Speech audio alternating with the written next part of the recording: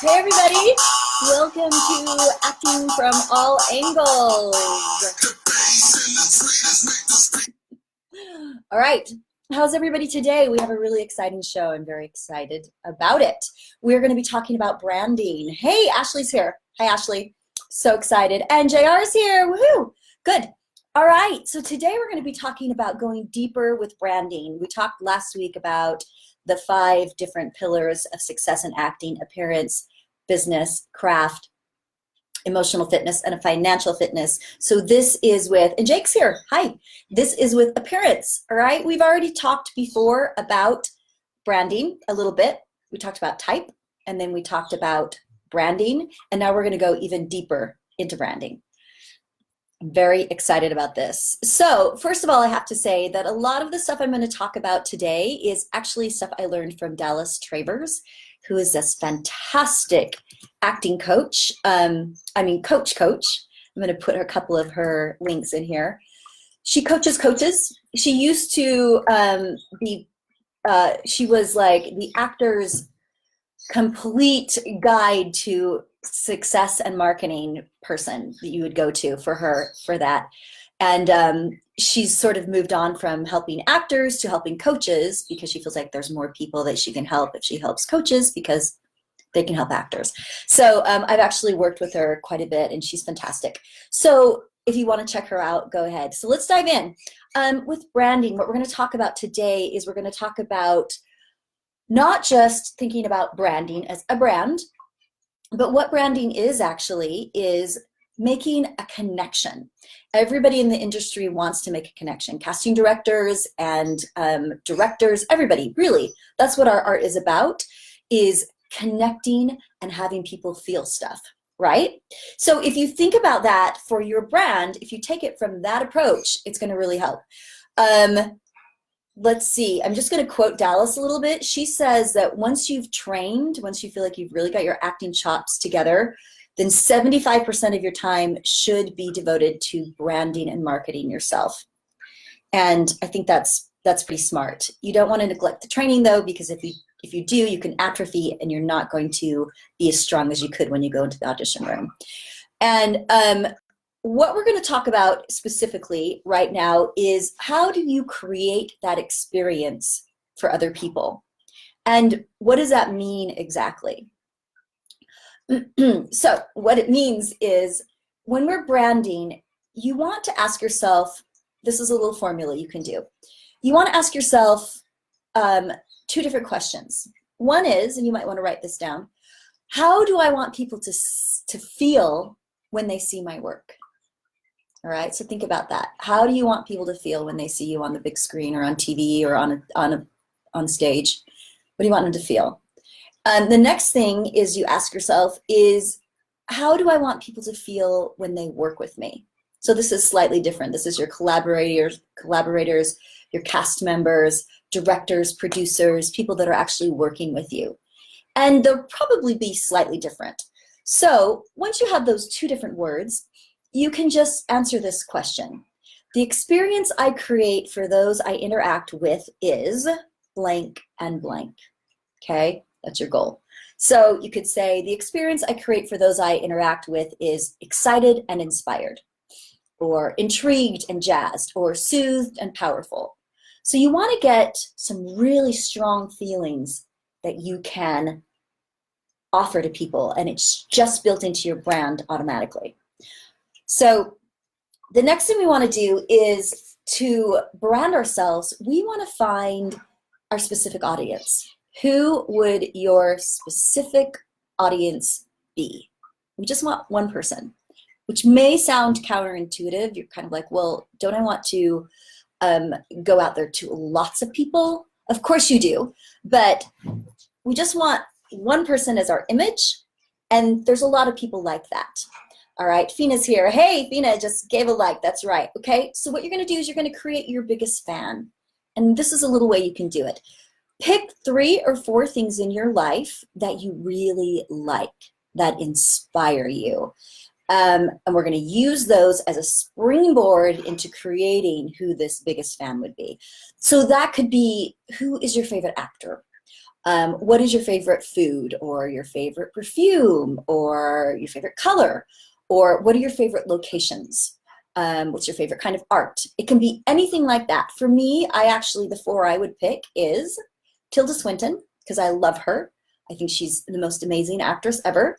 And then emeralds. I love emeralds. My wedding ring is an emerald. I didn't want a diamond. I wanted an emerald because I love emeralds.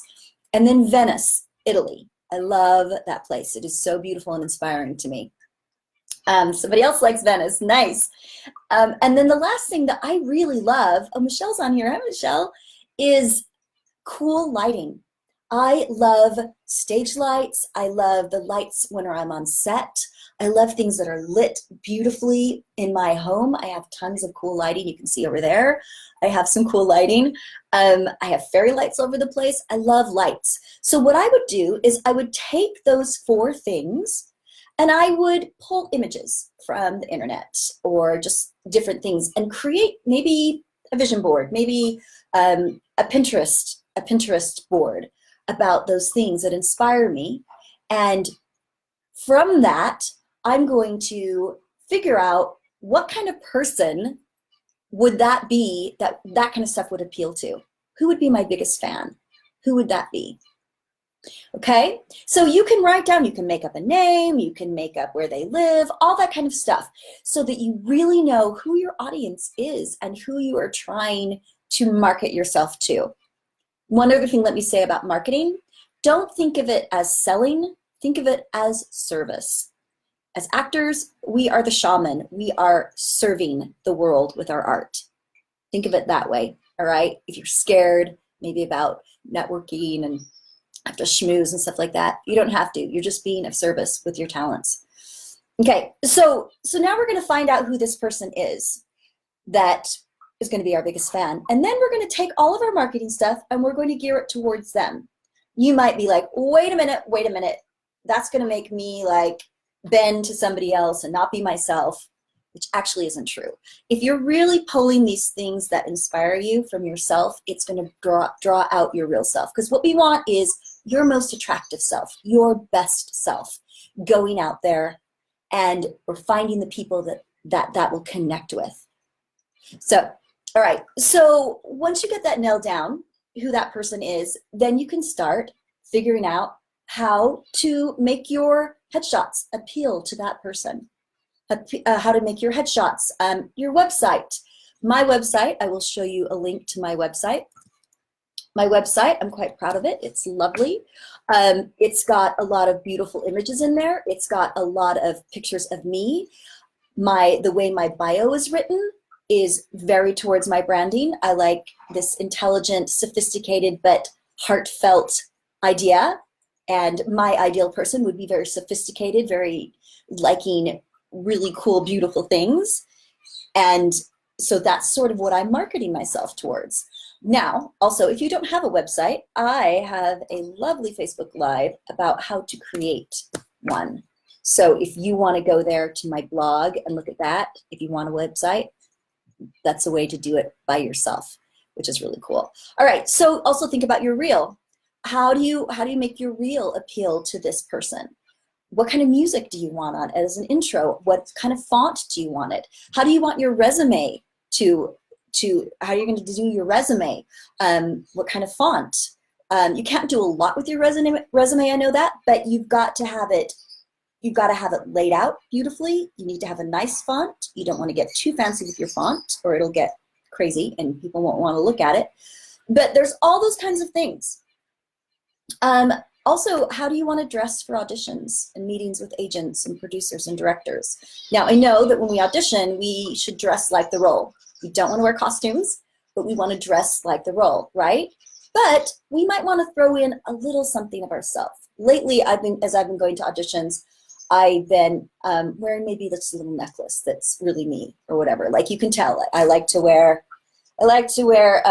corsages. This is a fake fabric flower corsage. I like to wear big earrings. I like to wear cool makeup. That doesn't fit for every character, and that's okay, but I could wear just a little something. Maybe even a pair of socks. Maybe you're gonna wear your Superman socks. I don't know, something they won't see.